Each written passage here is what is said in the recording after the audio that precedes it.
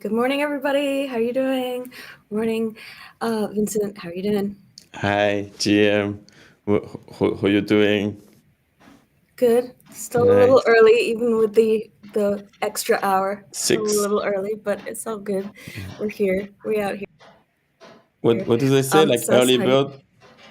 Yeah. You know what? I don't prescribe. I read this whole thing again this week about secrets of like successful people, and they wake up at 5 a.m. and they do this and they do that, but they don't take into account that the people who wake up at 5 a.m. probably go to sleep at 8 p.m. Yeah. Like, I get up between 7 and 9, and I'm usually up till midnight or later. So, like, they always go, the secret of successful people is 5 a.m. because they have 2 hours of work or 4 hours of work on you by the time you get up, and it's like, whatever. I do kind of do that. I try to get to work early because I'm like, my first 2 hours are so productive before anybody else gets. Yeah, no, I agree with you. Like, when it's like when it's in office and you get 2 hours of like silence without the hustle and bustle of everybody there, and the water cooler chat, I absolutely agree with you. And I usually try to get in an hour before that happens. But the thing is that I have to wake up an hour before I have to interact with anybody, because I do really need an hour to warm up to like the idea of like being around people and talking. So, suddenly it's 3 hours, earlier than everybody else that I have to wake up. But the secret to success of just work 25 hours a day is what you're saying is not actually true. No, I don't believe in the,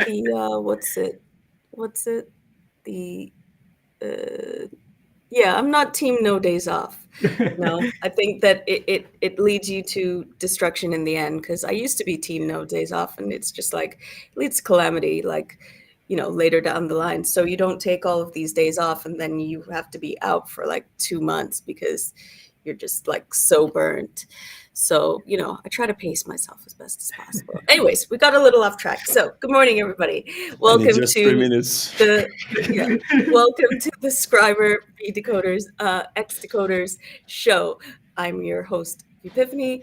This is Vincent Decod3rs. This is Sus. We usually have somebody else, but Sus is 2x the power of anybody else at Decod3rs. So he is here by himself. We'll see about that. So I'm going to go into the first topic of conversation, which, unless you've been living under a rock, which Sus is about to reveal that he has, you've heard this week, choose rich, to the point that I want to mute it. I want to mute the words choose rich. I haven't really looked into it, but I've gotten a lot of feedback from other people about it. How do we feel about choose rich and Nick and all that's going on with that? So, from underneath of my rock, so I've actually been doing this thing where I pretty much just get all of my news by whatever makes it into the Skribr Discord, because it's such a happier space than scrolling Twitter.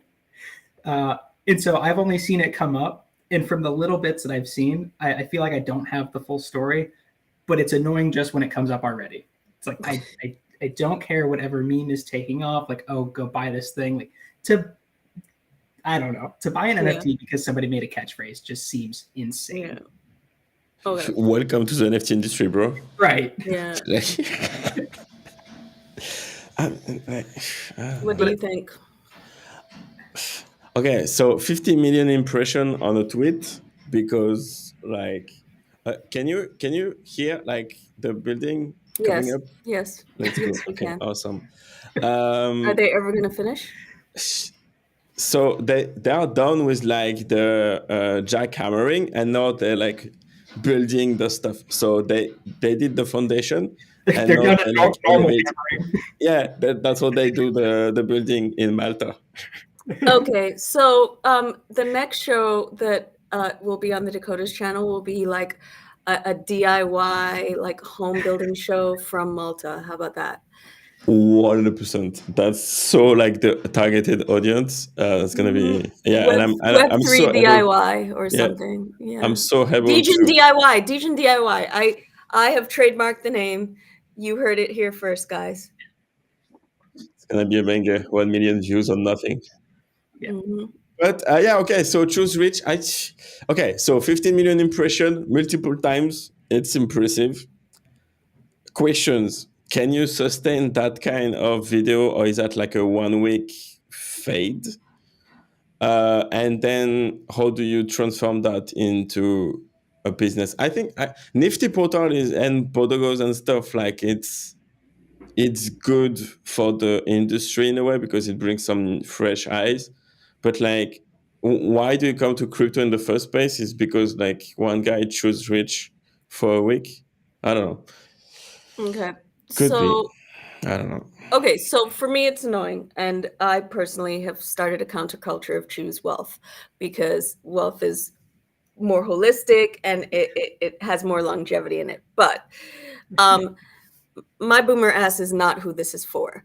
This is for your 18 to 28-year-old semi like curious, like crypto curious males. And what I was told yesterday is their real target audience, because this is where they come from, is like those kind of Wolf on Wall Street, or kind of people who want to be those Wolf on Wall Street guys, you know, who are degenning and gambling already, and you know they're trying to pull those people in. There are Choose Rich billboards coming up in the next week or two. I know there's one happening in Gainesville, Florida, of course. And they can have Florida though. Yeah, they can have it, but yes. Florida's theirs. Yes. Choose Rich there because like most people, like the majority outside of West Palm Beach County and Miami-Dade are not. So yeah, play all you want in that playground, that sandpit. Yeah, so I think I heard about 3 different Choose Rich billboards coming up. I think they might have Texas as well, sus. Yeah. You know, it's kind of it's billboard, bro. When Vegas and Times Square. I mean, the dome. That's a good move. Yeah, I don't know. It could be happening, but like this is just stuff I heard. So like DYOR. But yeah, but I did hear firsthand from one of the people involved in the Gainesville billboard that was happening. So, you know, I mean, it's not my style. It wouldn't draw me in particularly. Like, you know, I was drawn in by a more kind of business oriented person in that I got into this space or got crypto. Well, I was in and out of crypto for years, but I really got drawn in 2021. You know, my gateway drug was Gary Vee, but Gary Vee was a successful Web 2 businessman who went into Web 3 and, you know, came from strong business views. If you're just looking for, you know, kind of something for the what would be the new MTV generation type person, yeah, I think that this is good, you know. I'm actually like, I don't know, I'm kind of in a weird spot where I don't care what people are buying into. It's just the mindset of, well, I guess what bothers me the most is I feel like people are portraying it in a way of like, hey, I'm making this an actual business case. Like this is a good investment. It's like, how do you see it as anything other than temporary? And I get it. Buy it. It's fun. The giggles. It's hilarious. But I just don't see it as like like if you're not here, you're missing out. It's kind of like, is that the case though?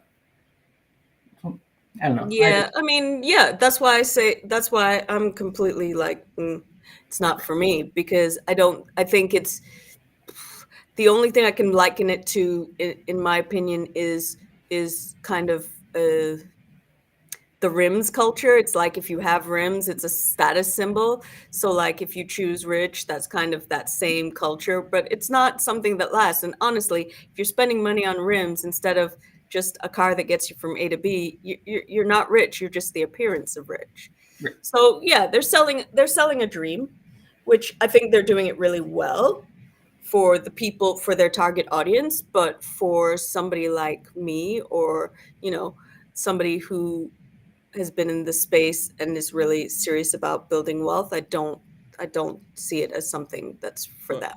It's even like not selling like the Instagram influencer way, right? Like it's doing a parody of like those influencers and like having a good laugh, but then what? Right? Exactly. It's entertain. Like it's basically okay. So you can have like two different audience in your community, and it's basically you have audience viewer like YouTube viewers, and you have TikTok viewers, right?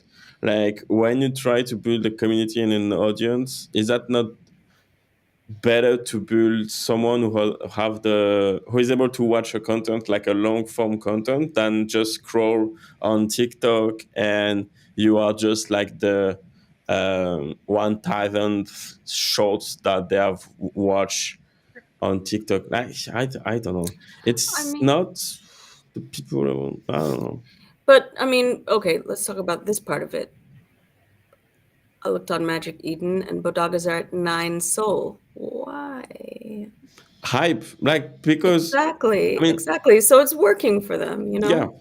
And yet, no, it won't have longevity. Exactly my point. Why I don't like it, but I mean, I don't know what bodagas were at before, but they definitely weren't at 9 Sol, you know. And 9 Sol in this economy, like really? Yeah, but like okay, Pengzo is right. Like it's a buzz marketing for Nifty, a media company with a community and NFT. They are making a business case, proof of concept of the capacity of generate buzz. That's also like a nice blueprint, right? Like you can now Nifty can sell. They are like 15 million impression on Twitter, with like again and again and again from Nick Twitter account, which is bigger, and that's a shit ton of money in like the Web2 media company. That's basically they are the new Gary V, basically. But why would you buy one still? Because that's great from Nifty's side. Oh yeah, no, but give a damn. That I'm more bullish on that case than being a Bodego's holders. I don't know how. I have no idea of like how the community works. Maybe I should buy one though, like because it could be interesting. But no, but to talk to them and like to see what's up from the inside, right? But not right now. I will wait for retracement. Yeah. I mean, I was about to say if you want to buy at the top again, sure, go for exactly. it. But I don't know. I've never felt FOMO. I still don't feel FOMO to be in the Bodagos community. There are a couple of people who are really really utilize that PFP. RIP to King's Bodago though. His wallet got drained and his Bodago went bye-bye recently. Which to me, like I don't know King without that Bodago. But so they have some people who are very loyal and have identified themselves literally as bodagos, but for the most part, like I've never felt FOMO to be in that community. I've never felt FOMO. I don't know what they do. I don't know what a bodago does for one, you know. I've been to easy spaces. They're enjoyable, but it's not a like do not miss thing for me. I've been on that speaker panel a couple of times. It's fun, but you know, again, nothing that if I miss it, I'm like, damn. Right. So I don't know. I mean, but yes, what you're saying about like now Nifty can go out there and be like, we're a legit buzz marketing company and we have 15 million impressions to prove it. And they can now, you know, like people with that many impressions can now name their price on things. That's I mean, that's where they're going to I guess get rich, right? In this cycle. Yes, and that's the best. I will repeat that, but like it's the best use case of Web3. I think, like to again gather an audience and a community behind your NFT and accelerate the reach of your communication on Twitter. That's powerful because you can then you can take that on Twitter, Instagram, whatever. That's Web2 money. It's a $1 billion industry again. Yeah, but it's $1 billion industry not because they're staying within Web3. It's now a Web3 to Web2 bridge instead of the other way around. kind of both ways. But anyways, yeah. So I'm not choosing rich. I'm choosing wealth. Okay, At the so end of the day. another question is like, okay, so you have, okay, so for example, Decod3rs, good content, bigger content, whatever, good podcast, awesome. We're making like less, okay, right now less than 100 views. Is that not better to do a choose rich video with 15 million, even if the content itself is like low IQ shit, but it's funny? Yeah, I mean, Having a your podcast, you know what I bonk mean? video is still probably True. one of your Oh, yeah. highest rated videos, right? Exactly. And it's just kind of, I mean, you know, hindsight being 2020 now, you know, bonk is like Yeah, has longevity. It probably is choosing wealth at exactly. a certain point. It's Yeah, definitely made clouds. quite a few people rich. But yeah, no, I think that everybody needs a gateway drug into Web3, and so yeah, that's definitely one way of going about it. It's just how you play your cards after that, I think. And you know, if they're just gonna keep on playing off choose rich and the Wolf of Wall Street type thing, and people come in, and you know, the same things happen that happened last cycle. People are gonna, you know, there's not gonna be any not any, but there's going to be low retention value in that. It's going to be like a banger. It's going to be like a shit coin. It's going to go like this, and it's going to go like this. Yeah. You know what I'm saying? That's gonna be interesting to see how they execute. Like the same thing for Thread guy going on like the what's his name? Adin Ross, like the streaming, then go like with phase and stuff. Like what they are building is like, yeah, again, same audience, like kind of degenerate content and stuff. That's what makes the most impression, because again, like it's another parallel. It's like Andrew Tate content. It's like hate it or love it, but you're gonna share that shit. Like it triggers reaction. Please don't speak for me, because I personally will not be sharing his shit. No, me neither. Like I thought neither, but like you still have it. It was still like the most research dude on internet for a couple of months. Is he still in jail or no? Did he get out? He was in Romania for a while, and then he got out, and I think he's house arrest or something. I don't know. Yeah. I don't follow the man. Okay, I don't follow. I was trying to actually get blocked by him for a while. That was my whole campaign. Klaus got retweeted by him. Okay, well, he made 500,000 views. I think Peng said it right in the comments. Yeah, exactly. I was about to mention that. You need a mix of which one? 100%. Like buzz and clickbait. The problem is that like finding that valuable content in this space so few and far between. Yeah. And if you look at all of the really big accounts, they are typically just the garbage buzz stuff with really, really little valuable content, if any. And like I think the question's always like, do you want to be associated with that, even if it's bigger? Yeah. And I mean, my answer is obviously no. I don't want to. I'm not choosing rich, no interest. But like that just seems like a shallow premise to get there, if that makes sense. Yeah. Well, okay, so because Decod3rs is quality. Yeah, no, exactly. Yeah, so 100% quality sucks. So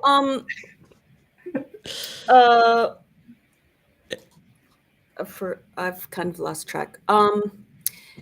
Yes, I agree with you, Pengzu. Yes, you were talking about Decod3rs. I get it. 100% the quality sucks. Low effort, low quality, rinse and repeat. Here's the other thing about these large accounts. A lot of them started before Elon, so they were large accounts before Elon. Yeah. Now that Elon's in, it's almost impossible to become as large an account as those guys, because it's become this pay to play arena. Yeah. And even when you're paying, I mean, I'm a whatever I am, a Twitter premium or whatever, Twitter plus or whatever, not a gold. I'm not doing the gold one, of course, but, and it's still like, you know, I hustled the other day and got like maybe 2,000 impressions and, you know, 15 retweets and 34, you know, comments or whatever, but that was me hustling, which I don't usually do. And, you know, I'm seeing like, it's still taking me quite a while. It's not that much, that expansive between not having the badge and having the badge to get 100 followers these days, for me at least. I don't know. I do know that I don't probably tweet enough for the algorithm, but you know, I've been doing better with that and more GIFs and stuff like that. So exactly, but like look at Cloud's content, like the fact that he is buying bonks, making a screenshot, get them like the bonk holders following him and stuff, and then is like exploded because he was tweeting more and stuff. So it's still possible in a way, and like I think he had now like 20,000 followers and stuff, but like, and honestly that's impressive growth. But again, like so like for example, Denomics tweet like low effort, low quality, rinse and repeat content them all. Like the thing is 100%, but they're making millions of views, millions of impressions and stuff, right? So like, is that not like and I have the same take. Like I think I don't like this content, it's not for me, but is that not, I'm just thinking against myself in a way. Like, is that not a boomer take of saying, okay, no, I don't like this content, they should not get that million, like a level of reach, but they do. So are they not like the best content creators in Web3 because they have those impression and this reach? And is that not like the end goal of every content creators? Because again, you can have the best podcast ever, but if you have like 5 views, it's sad. And it's like 99% of content creators are having that, right? But like the top 1%, then like there is like a rich inequality between the 1% and anyone else, and they're doing it. So I mean, you're right. You're right. It's not a new story. It's not a new theme. You know, Madonna and Cyndi Lauper came out at the same time. Cyndi Lauper is wildly talented and can sing. Madonna cannot, but Madonna was the better at marketing. She was the one who embraced music videos. When they had a panel, I remember this distinctly. They had a panel at MTV, and like Hall & Oates was on the panel saying that music videos are going to ruin their lives and everything like that. And Madonna was like, no, we need to embrace this. This is going to be the best thing ever. And she was the first to embrace it. And it was the best thing ever for her, for sure. Right. So it's not a new trope by any stretch of the imagination. And yes, these people are the best content creators for the masses. Absolutely, because that's who the masses are seeing. That's who the algorithm is celebrating. So yeah, it's unfortunate, but yeah, it's true.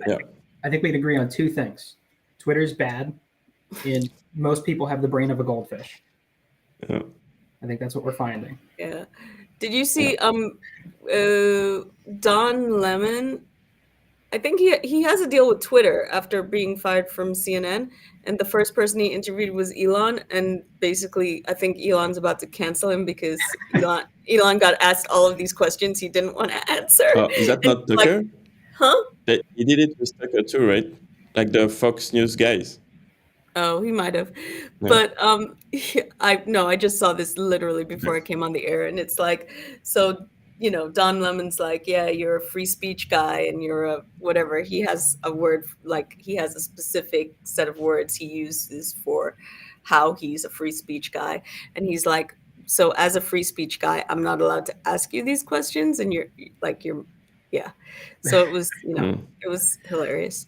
Well, I mean, on Twitter, like if you take all of the memes accounts, like basically, if you take off all of the meme that the account that you need to reply to reach 5 million impression, like quality content is like 2 tweets per day.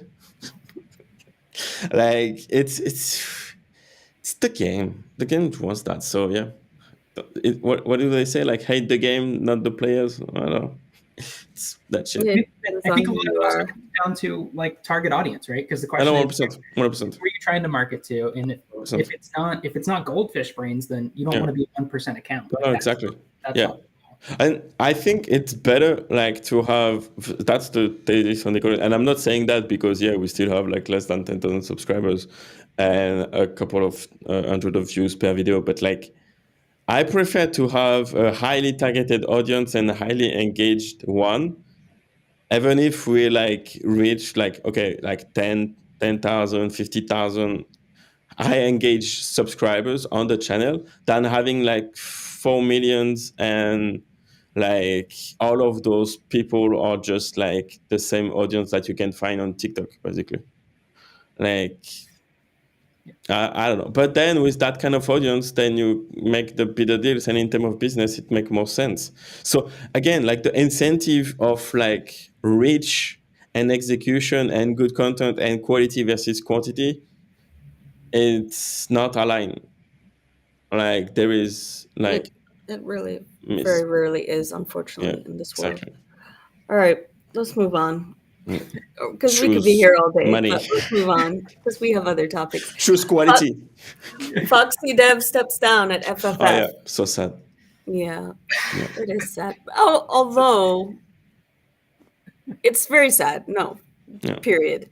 Although it was a very like his like goodbye tweet was like very nice. It doesn't sound like anything's happened. He just kind of wants to move on, but he's still accessible, as it were. And I think that of all of and it literally didn't phase anybody at Famous Fox as far as I can see. Like, yes, we're like sad and he's gone by, but like Famous Fox is in such a good and solid position in terms of what they do and what they've built and what they're building, that it's kind of like, okay, cool. You want to go take a break or do something else? And typically these things like don't come out of nowhere, like on a back end side. So like let's look at the this case on like the Foxy team side.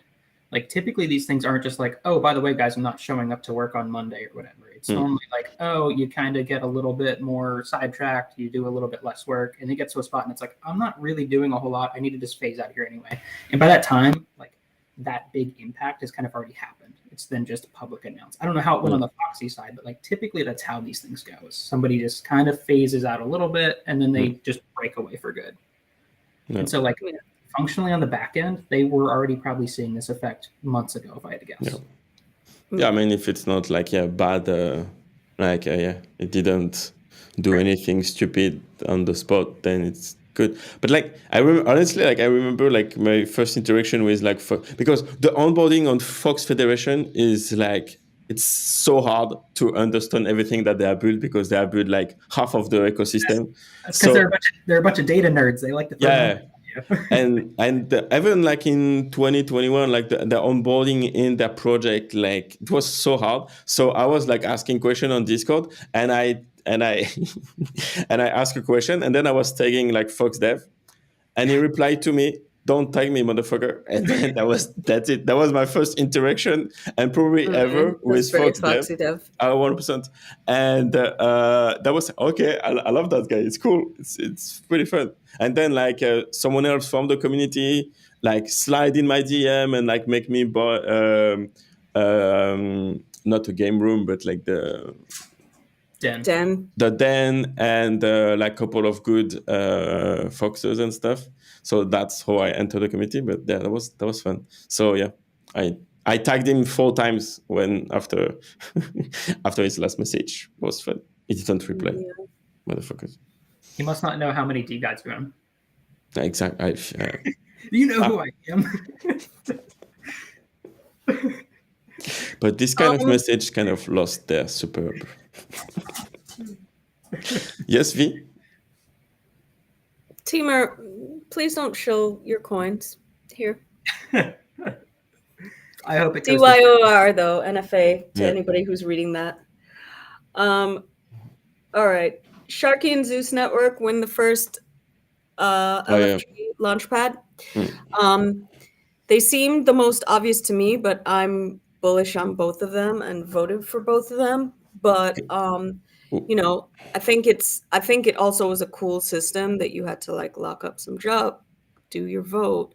You know, that's definitely showing, you know, that JUP isn't just like some free money that they dropped in your wallet. They have other plans for it. And of course, JUP is now, well, when I went to sleep last night, JUP was at 94 cents. I don't know where it is right now, which is super bullish for somebody who only sold a third of her JUP right out the gate when it was at the like day high.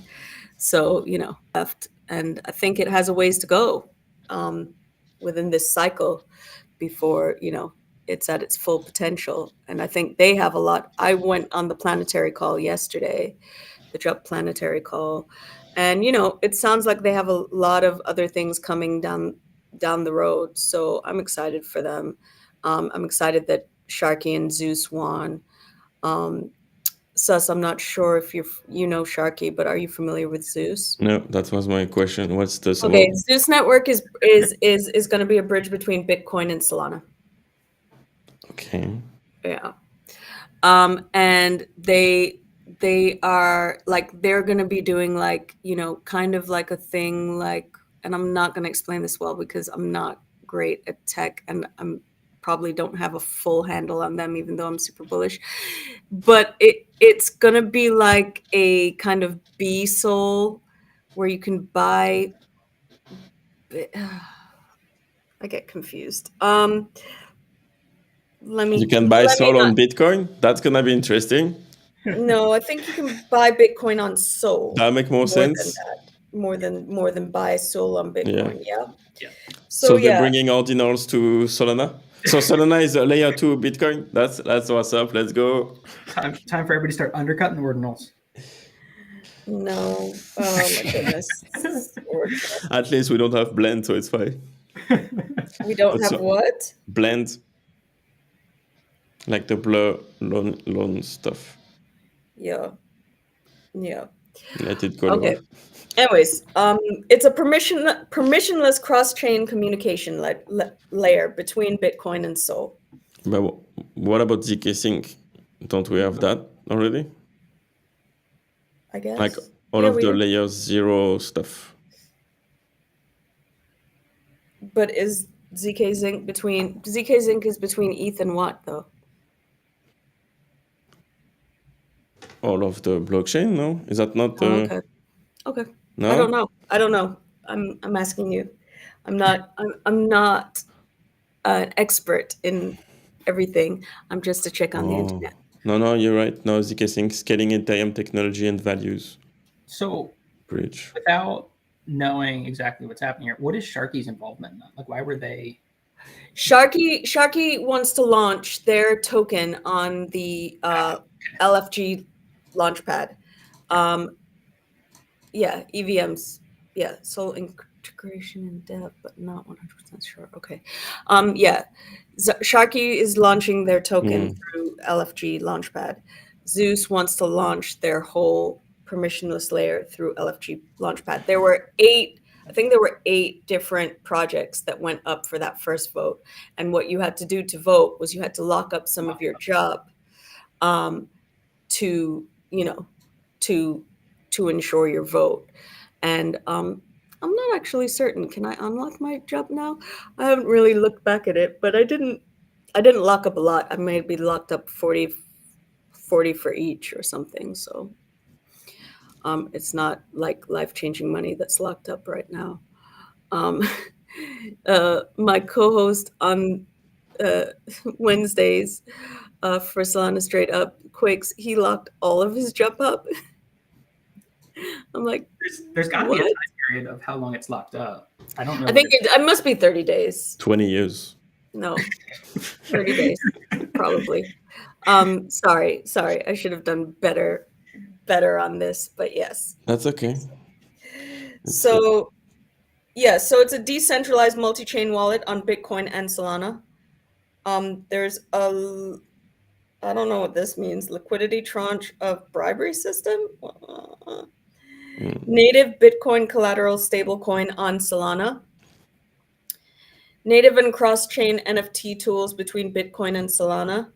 And native and borrow lending from Bitcoin layers to Solana. So it's just really a communication bridge between Bitcoin and Solana on all levels. Oh, yeah, it's locked up indefinitely. Okay, yeah, that makes sense. Yeah, I saw something about 30 days. Oh, so it's like modular almost. Yeah. Like I unstaked some TIA the other day because I'm like, well, what if like everything starts crashing and my TIA is still locked up? It takes 21 days no chain. So it's like I have to kind of be 21. I have to predict when the top of the market is 21 days before it hits to sell my TIA, my Celestia, and all of that stuff. Hey, that's easy in crypto. Nothing happens fast here. So 21 days, easy. I mean, we were at Solana was at 165. What are we at now? It was at 165. The high yesterday was 165, wasn't it? I don't know what it is now. 172. Holy shit. Holy moly. It says 173.24 in my wallet. So when are we going to have a pullback? Like, what the fuck? Have you been waiting for that pullback since 40? Yeah. Because I know when it started bouncing, we were like, what's happening? Oh, it's going to pull back. Don't worry. Yeah. We're not going to buy any at 40. And then it went to 53. And then, I think I bought some at 50 and sold it at 60 because I'm like, oh, it's going to pull back and I'll buy back in. Yeah, no, I bought a bunch at like 119 the other day because I was like, I don't know. Well, I bought some in between, but I was like, I don't know that it's pulling back. Looks I mean, like it has to have some retrace, but I don't think it doesn't seem like it's going to be a big one. It's going to retrace to 171. That's it. Exactly. I mean, it literally bumps down $2 and then goes up 10 at the moment. There's your daily TA from Vince. Yeah, exactly. Yeah, don't listen to me. Like, I made so many mistakes at the end of the cycle, beginning of the new one. Let's go. What's up? Yeah. So, okay, I have a question for you. It wasn't on our talking points, but it might as well. So, my understanding now of DGods and Utes is that you can basically choose your own chain at some point. So, are you going to choose to be an ETH maxi still, or are you going to take all of those MFers back to Sol? Or maybe Bonk or AVAX or straight to Jup. Jup's doing well. You could take it to Jup. I mean, I endorse that move. As soon as we have the bridge, I'm coming back on Sol. Why? Because so right now I have 15, the equivalent of 15 DGods and 28 Utes on Flow Capital. What? The equivalent? The equivalent. On Flow Protocol. On Flow Protocol, yeah. I'm trying to get them out. I can't because my ledger is connected to Phantom. Phantom is not calculating the fees correctly. And so the transaction doesn't go through. Like, I can't validate. So I have like 6-figure plus on ETH that I can't fucking move just because I can sign a fucking transaction. I try to move some tokens to swap to other collection, like to get some exposure to Bored Ape, blah, blah, blah. The contract, just to swap, not the transaction. To sign the contract, it's $80. Fuck off. Because after you have to do the transaction anyway. So you're basically spending $100 to just swap tokens and get a slippage of 2%. Send ETH to 0. I don't give a shit. Just you have to sell. This is shit. Bring back everything to Sol. It's a nightmare. Like why? How? Like, is that a bug? Is that a feature? I hate everything. Every time I connect my ledger and I open the ETH app, I have PTSD about World War II.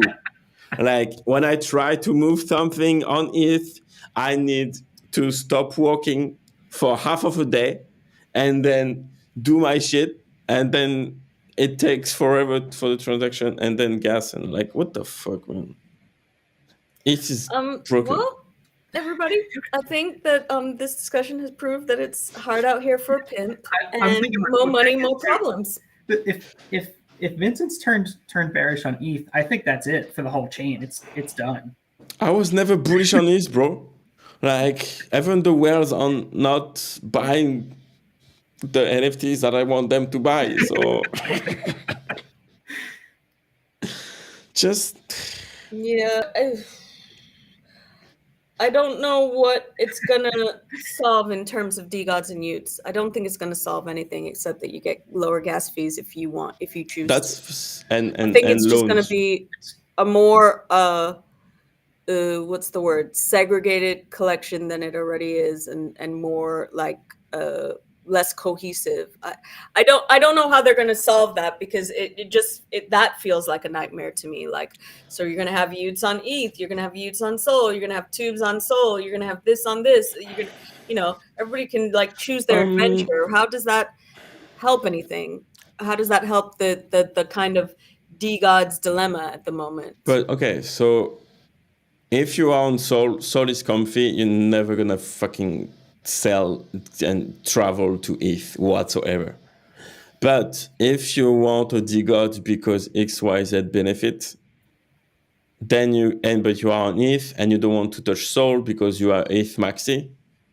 By the way, I want to talk to you because I don't understand. To what? To be an ETH maxi at this point, like, it doesn't make sense. So you can buy your DeGods on ETH. So fair enough. Like, again, I don't believe that people will like this multi-chain. I don't know what to do with this multi-chain meta, because I would wager that most of them end up getting transferred on one chain. Let's say Solana, because that's probably where they came from. I would wager most get kept on that chain simply for buying and selling. That's going to be where most of your volume is. But the multi-chain benefit is going to be for anybody that is a maxi. So let's say that. Yeah, exactly. How many of us have Ethereum collections? If you could just bridge that to Solana and have it in your normal wallet and show up with Solana, would you do that? Yeah, exactly. Well, that's the benefit to multi-chain, right? Because there's going to be people on Ethereum that are doing that. But if they want to sell it, go back to Solana. That's where all your volume is. Yeah, exactly. Like, there is more gains that a benefit to be like multi-chain than because you get more exposure than like inconvenience. But I don't believe user will travel from one chain to another. They're just gonna stay where they are the most comfy, and between Sol and ETH. Just go back 3 minutes ago and you will know. You know what I mean? Like, and for the onboarding, even for the onboarding, you say, okay, buy my DeGod on ETH, buy my DeGod on Sol, and whatever. And you can also have arbitrage opportunities between chain. And if you add a layer 0 on top of it, then you even don't interact with Sol like layer 1. You do all of the transaction on a layer 0, and then you have even better liquidity, asset moving, blah blah blah. You know what I mean? So, does that make sense? Sure. Who cares if you buy with MasterCard or Visa? Just don't use Amex ETH. Haha. Amex has the best benefits though. Whereas I just don't see where the best benefits in ETH are. You know what I'm saying? Yes, Amex is more expensive, Pengzu, but it actually has the best benefits. Yeah. So, anyways, okay. Well, there's that. All of that. It was a lot. Let's see. And it wasn't even on our list to talk to about here. Back to Zeus Network really quickly. I didn't mention this. The early backers were announced, and it's Toli, Andrew Kang, and Munib Ali from Stacks. Pretty good early backers to have, in my opinion. So that's also pretty bullish. Yes, so I just wanted to mention that. Okay, Jelly has a new token. It's JCO. The ticker is JCO. They've opened liquidity pools. How do you feel about this? How do you think I feel about this? I mean, I know how I feel about it. I can go off if you'd like, before you do. I did not burn any of it because I didn't understand what the fuck they were doing. They just go, "Are you degen enough?" And my answer to that is no. I'm motherfucking not. Right? Yep. So I didn't burn any of it. I think I burned like maybe 500 jelly. So I don't have any of this vesting or whatever. I also am having a problem on staking from the old staking to the new staking. Still waiting for the dev to get back to me about that. I'm sure it will be sorted out soon. If not, please clip this and send. And then, so I'm not staking for JCO right now. I don't know which wallet I used for the few tokens I did burn. It's hectic to me. It's just hectic. And then this LP, no comment. Yeah. I love the guys. I love the guys. Let's just leave it there, but no comment about it. And I think that's the same spot, right? It's you want to wish them good, but I feel like that project has, the more they seem to release, it seems like what they want as a holder is just yes men, if that makes sense. Not to gender that, but the catchphrase yes men. Just, hey, what do you think about this? Oh, it's awesome. I love it. Hey, we have a new token. Yeah, sweet. That's awesome. Hey, look, new art. What do you think? I love it. All like it's just got to be yes men. You just have to be excited blindly. And it's like, But I mean, the tokenomics of the jelly token was shit. Anyway, so now they have a better tokens to play with, right? But like I agree, like because it's not better for me. I didn't get the first part. The transition, like for like the whole vesting sit, it was kind of like it was shit, yes. Because it was hard, like to like there is like 25 websites. And then you have to go to like change, bro. Like this fucking like verify your ledger wallet connection, and when you have to sign a transaction, and it doesn't stay between like if you change from one page to another, that drove me crazy, bro. Like fuck's sake. Like you go to Maverick stacking, and then you change, and then you go to Maverick vesting, and then you go to Maverick utility, whatever. Then you have to sign transaction all the fucking time. But well, so I mean, I haven't even gotten there because I can't get my they still look like rascals, but they're Mavericks. But they won't. I can't get them out of. I can't get like. I don't think it's a ledger problem. I think it's the staking site problem because it keeps on failing. I can't do it with one. I can't do it with the 7. So it's stuck there. I have a ticket. Since it's been 24 hours already, and so I'm missing out on all of this JCO that I could have had. But I think that's gonna be my answer. You asked, what do I think about the new token? I think messy is the word. It's just messy. It's hectic. The site, it's messy. But for the token, and the vesting period, like for example, I have 3 Mavericks, and like the vesting, so it's 3 for 1, right? So I burned 22,000, and I forgot 8,000. So I used some to upgrade. There is like 4,000 jelly. I will do a raffle for that because I need raffle on the marketplace. So farmer and jelly's supposed to pump because they still apparently have some utility for jelly. So that's what I've been told. So jelly should have a pump, and that's my only kind of hope on that. But the JCO side of it, I'm lost, to be honest. Yeah, like then Carlos need to clarify. Like, I mean, it's kind of clear now that they go with like the casino/gambling meta, and they're gonna push that, right? Like Jelly Drop, Gambles, Mavericks collection. What do they have? Yeah, Jelly Drop basically. Like it's a huge play. Like during our stream with like Jake, like they say, okay, like that can generate like 1 million amounts. Attends, j'ai ton enfant.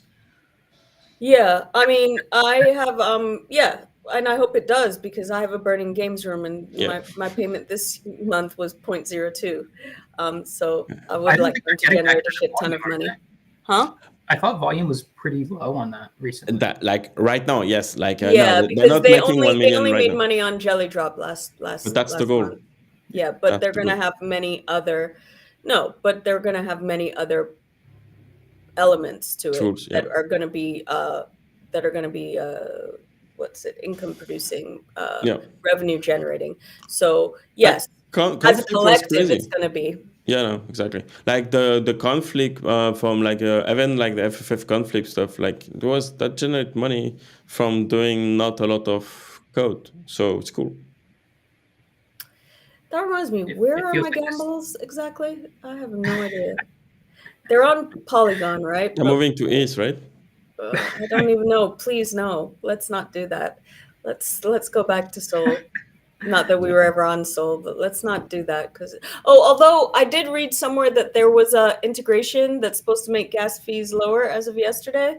Forgotten what it's called. On if? Yes. Woohoo!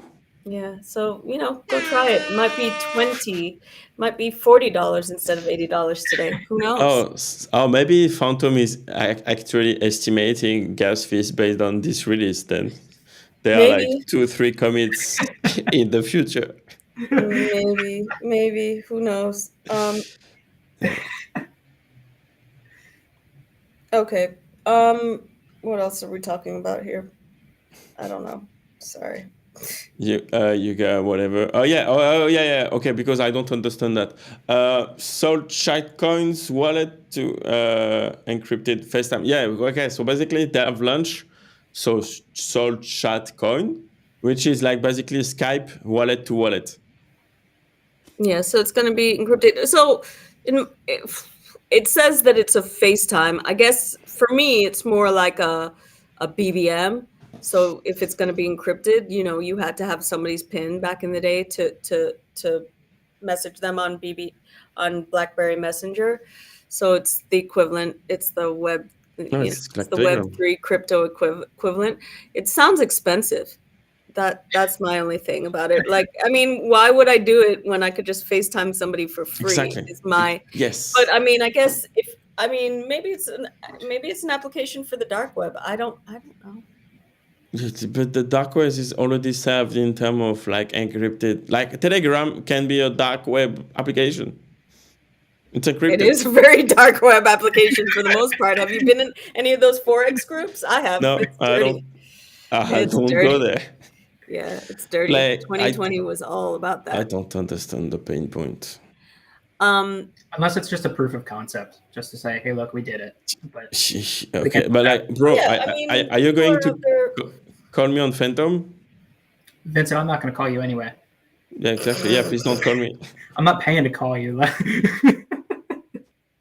You don't take unscheduled calls anyway, so No, who cares? exactly. So it's like, oh, let's sign a transaction and schedule a call for Thursday for 0.0005 Sol. Like, no, forget it. Okay, maybe it could be. What could be the use case? Like, you don't have a phone number, and then you can call your friends on Phantom. I mean, everybody has a phone number, even if it's just Exactly. an app that gives you a phone number. Everybody has a phone number these days. Yeah. I mean, even drug dealers get burner phones every day. Like, do you know what I mean? Like, so everybody has a phone number. Is it cheaper than a burner phone? Because there's your use case. Yeah, that's true. That's true. Yeah, I don't know. There it is. So okay, So it will be good for drug dealers. Okay, so nobody understand like the who get paid in crypto. Nobody understand the use case. Like in the chat, what do you think about this? I mean, it would be cheaper than an international call. That's true. It would be cheaper than an international call, like especially if you're calling places like Jamaica and Nigeria that are the highest phone call rates. Discord, Telegram, Facebook, Messenger. Grandma doesn't use Discord. Facebook, she used. But she's not going to use Social Chat either. Yeah, Grandma, just sign that. Just sign that transaction. I'll send you the soul. I'll open your Phantom wallet for you. Exactly. Like what? But at grand scheme, if you're looking at, hey, Web3 is just to connect all of these things, it does technically do that. I mean, that's not free. Yeah, and I mean, who knows? They might integrate with. They might actually integrate with a wallet, a Phantom, or a Magic Eden at some point. They might, they might integrate with some great protocol, which it makes sense for it all to be a part of it. You know what I'm saying? Maybe like, I'm not saying e-blockchain, but something like e-blockchain, which is a Web3 social. What's it called? What is like Facebook and Instagram called? There's social media, not company, but like platforms essentially. Yeah. Social media. So let's say they align themselves with a solely Web3 social media company, and they provide the the messaging / phone calling for that social, because they all have it now. You can call somebody on Twitter, which seems ridiculous to me, but it happens. I don't think the purpose of Web3 is like replacing and like take something that works in Web2 and make it Web3 tech side, because even like technology wise, it's like more efficient to build something in Web2 because Amazon it's more reliable, it works faster, etc. I think the ethos of Web3 is like to add something to, like, again, for example, decoders, like the use case is like adding a layer, create a new economy on top of a Web2 service, right? Like the creator economy. That makes sense. Having a fucking Telegram chat on chain, like, that's why I never understand dialect. I still don't get it. Isn't the other purpose of Web3 that pretty much anybody that just runs some code can kind of build whatever they want? So, I mean, the benefit of Web3, if you don't like it, don't use it, right? True. Okay, so you have your whole okay, but like, how do you get markets? Because again, like, how do you get market if you're not including Web2 people at a certain point? Because the Web3 market is too small. We have this argument all the time. You have to get Web2 people, and the only way to get Web2 people involved is to show them a familiar product in Web3. That's the only way. After you get them involved, you can try all this wild shit. You know what I'm saying? You can onboard them to all sorts of crazy shit and have them choosing rich, but you have to meet them where they stand first. Is this the Web3 equivalent of buying minutes in early 2000? Exactly. We're going back. No, you have to rebuild things, right? Like cycles, they all look the same. You have to start on a familiar foundation. But I do agree with Pengzu, have a holistic vision. Think WeChat started as a chat, and now you can pay for things online and in store. Imagine tomorrow. It's like you can now buy gift cards with guac this week, So that's, I mean, guac. I don't even own any guac, but so now I'm thinking, shit, should I have some guac? Because then I could buy gift cards for people, because it's coming to a point where I have more crypto than I have fiat, and it's like, how do I get it out? Yeah, but like again, I think, like, for example, like during the 2017 bull market, like, there was a project, I don't even remember the name, but like they were like tokenizing your like fund communication, like your credits, and you can resell your unused data. So you have $50 a month of like fund credit, and if you don't use it, you can sell it to the open market. I mean, that's cool. GPU and CPU usage as well. Yeah, exactly. It's like it makes sense, and it's like in this Web2 vertical of like, everyone understand fund credit, and then if you can make money out of it because you don't use it every month, then it's cool. But like, again, what's the pain point of having phone call on Sol? And I don't know. I think that I don't know exactly what the pain point is. I think that we were on the right track with saying, cheaper international calling. I think that it's something that could probably work in, places where, maybe, I don't know, like more remote places. I don't know what the pain point is. I don't know that it's necessarily, there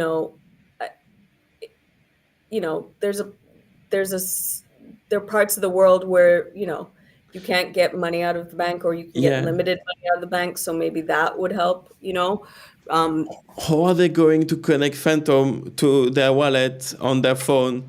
That is a flip phone, and in that part of the world, it's a flip phone, and then they have to have an iPhone that costs $2,000. They don't have to have an iPhone; they can have an Android. I know. I think I figured out the problem here. Vince is upset that he would have to use his ledger, that he can't unlock the ledger to make the call. That's why he's so bearish on this. Exactly. I can't even sign off a transaction on ETH. Like, how do you expect me to make a call? And, sometimes, like Sus said before, sometimes you just build something to build something. I don't know. Maybe they don't know what the pain point they're solving is. Maybe they're just like, we're going to fuck around and find out. And I mean, if it's just a proof of concept, cool, fair enough. Cool. Take it like everything on Web 2. Like, take everything on GitHub that people have developed. I would say almost all of it by itself is garbage. It's useless. But any good program, anything good that anybody's building, they're taking a bunch of that garbage and make something bigger out of it. This could end up just being one of those small pieces that on its own, not super exciting, but is kind of that first step to just something new that we don't know exists yet. Or maybe it's just garbage. Yeah. And even, so Pengzu, if Web3 becomes the home of your digital identity with actual ID, etc., it just makes sense to have Web3 comms channels.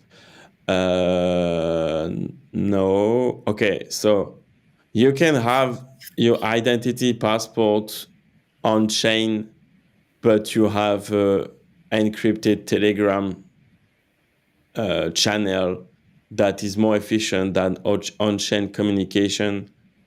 But you have your Solana Connect inside Telegram. Let me just say this. At the moment, I use Discord, Twitter. What else? I avoid Telegram like the plague, but Me too. Telegram. I mean, I don't even know where people are messaging me from sometimes. Like, the notification will come in, and unless I look really quickly to see what the icon is, I have no idea. I mean, I don't have all of the notifications turned on, but do you know what I mean? Like, I'll have my regular phone text and my WhatsApp and something else, and I'll be like, where did you just? And then, it's like I have people on like 4 different apps, and it's like, I sent you a message yesterday, and it's like, where? Like, Wiz sends me messages on Telegram all the time. He's a very patient motherfucker, because he knows that I only go in there like once a week and look at that stuff.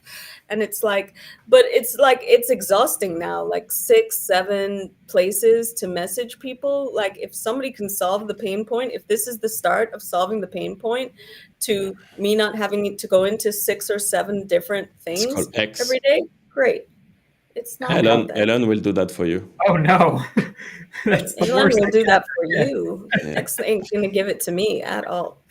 All right, so we're running behind. We're running over. So let's get through the last few things, which are quick anyways for the most part. Soul Incinerator just hit 500K lifetime users. Okay. Wait. Is that wallet? No. 500K lifetime users is what it says. I did look to make sure that it didn't specify wallets. It does not. It says users. How do they know? I don't know. Why don't you go ask them? As you are so curious. I am just reporting what I have read. But I don't. Do we have 500 people on Soul? I mean, we might have cycled through that many. Yeah. But users in Soul Incinerator are wallets. Yeah, so it's probably wallets, but I mean, still, it's a lot of wallets. Either way, it's still bullish, because Soul Incinerator is one of the best things on this planet. Yeah. So shout out to Soul Slugs. Burn that garbage. Yeah. If you don't want to pay Sol Incinerator's fees, but you have some views, you can use the incinerator in the Decod3rs app. It's called a cleaner wallet, and it's gonna clean your wallet for views. If you can sign your ledger. It's on ETH. Why not on ETH? Solana for the win. The flippening is happening. Yeah. The flippening is happening. Airdrops to Saga 2 holders, incentivizing referrals and activity. Saga 2 holders are getting pre-airdrops for referrals, and I'm just like, who else can we? I mean, most people who wanted to pre-buy it have pre-bought it now. So who are you referring to at this point? And also, it's the top 1,500, I think, mostly. So while I think, yeah, that's great. Like,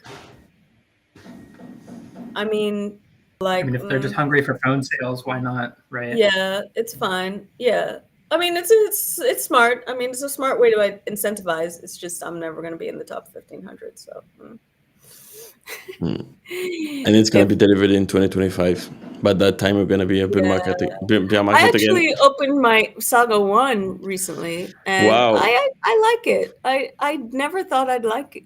I didn't think I'd like it. I thought it was going to be a lot more difficult to use, but I like it. I haven't used it as an actual phone yet because they never sent me a SIM. I don't know anybody that uses one as their actual phone. Everybody has Slinky. it as a second phone. Slinky does. Slinky actually likes it. He bought a second one because he was scared that his first one would break and he wouldn't be able to replace it because they were selling out. So Slinky really likes his phone. But actually, they have this.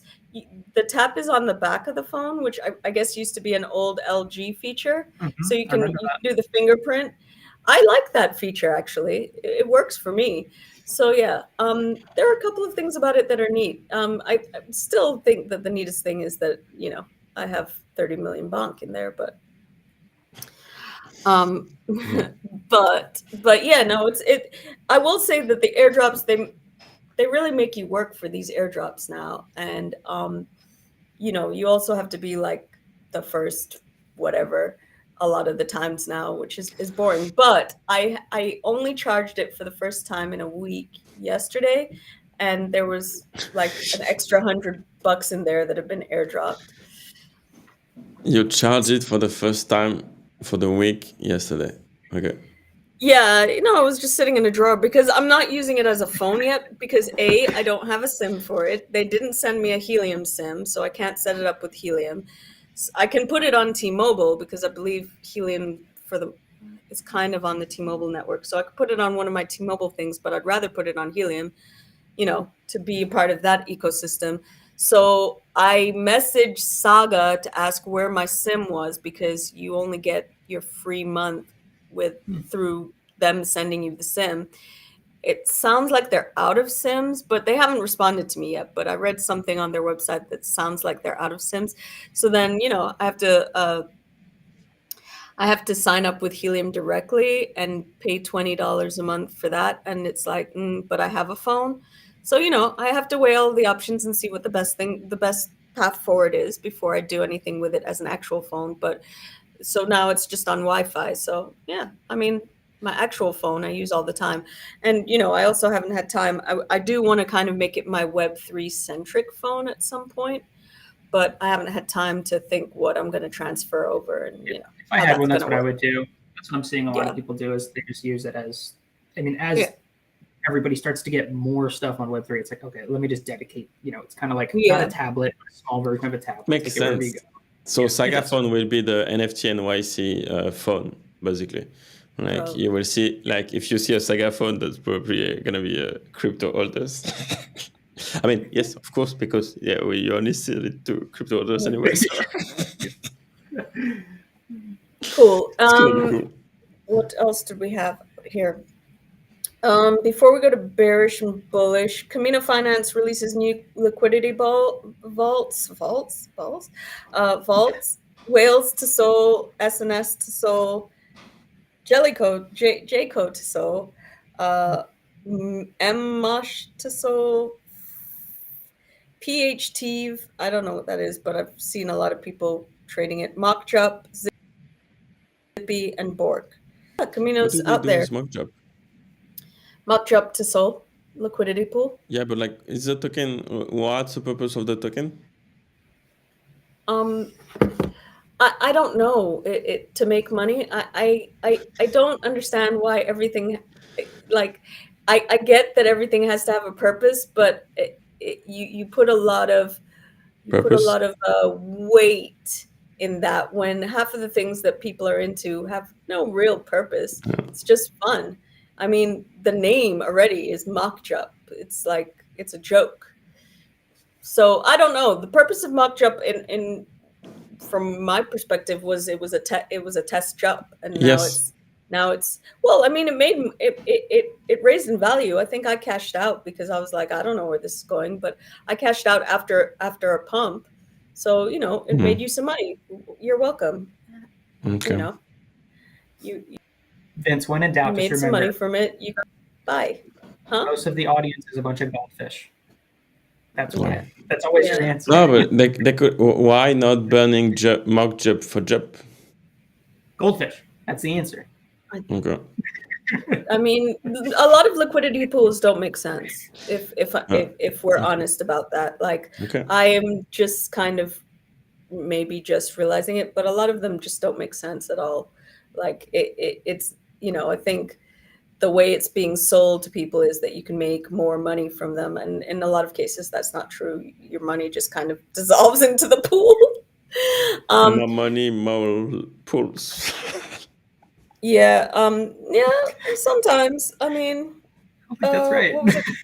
Yeah, sometimes. I mean, there are a lot of ways to dissolve your money in this ecosystem, right? Oh, my bond. Right. My Nancy Pelosi is up $1.36. Stop it. No, I actually made all of my money back from Nancy Pelosi, and I just kept a little bit of the profit. I took all of my principal and a little bit of profit out, and I left a little bit in just to see where it went. So yeah, it's up at the moment. And then when's pumping? Dodge Elon's got iSpice went from 1 cent. I have 100K iSpice I was airdropped. It went from 1 cent to 80 cents last week or earlier this week. So, I mean, imagine if I'd had 1 million, I would be in the money. iSpice is twerking hard right now. I'm dead inside. Anyways, all right, let's do bearish and bullish real quick. It's time to get off the internet. Yes. Before we create a meme coins. Anyway, yeah. Aren't you doing that? Okay, so bearish and bullish. Art upgrades. Sus. How do you feel about art upgrades? Bearish or bullish? Okay. They have a use, but overall bearish. Okay. And Vincent, Decod3rs, art upgrades, bearish or bullish? Yeah, same thing. Like, it's not an event anymore. That's why we are going to do a perpetual art upgrade with Decod3rs. You heard it here first. I'm sure it's not the first time we're hearing that, but that just sounds like a lot of work. Anyways, okay. New staking. So you have staking, for example. Maybe your stuff is stuck on your old staking, but they've opened new staking. Bearish or bullish? Carlos, if you watch the show. Okay. I'm going to be bullish on this one only because most old staking sites are garbage. And most new ones are also garbage. But less garbage, maybe. Less garbage. There's less friction. I would agree with that in most cases. I was part of the IMSO ecosystem forever. I think I did 3 different Discords and 4 different stakings, and it was just like I actually only left because I was like, I can't time out. I can't do any more anything. I think we were on our 5th coin. But I was lucky enough to get out in profit. So, I took that out and it was mostly not even so much because, there was profit to be made. It was more that I couldn't follow it anymore. I wasn't going to another Discord if they opened another one. I wasn't going to another staking. So, I mean, new staking, I think for me, it's kind of bearish. I mean, it has to be infinitely better, but it's kind of bearish just because it's kind of a sign that you maybe don't know what you're doing. And there's no judgment on, not getting something right the first time, but the third, fourth time, Yes. I'm a judge you. It's one of those things of like, you can do it once, but like learn from the mistakes. If it was bad, fix the bad. Do it right. And it has to be head and shoulders better the second time. If there's just more friction or the same friction or even just a tiny bit less friction, I don't think it's worth it. And it's frequently a case of like everybody wants to start a project and it's a bunch of broke kids that just want to, oh, this is the cheapest staking site, so let's use that one. And it's like, oh wow, this is a horrible experience, and they just pay up for the good one anyway. It's like just do the good one. Yeah. I do love the in Discord staking. Like, What? I do like the team who does most of that, but I don't like doing that. I don't like doing the in Discord staking because then you have to open a Discord wallet, and it's all sorts of extra steps that I don't really need. I don't need any more wallets. I don't need any more extra steps. Okay, liquidity pools, bearish or bullish?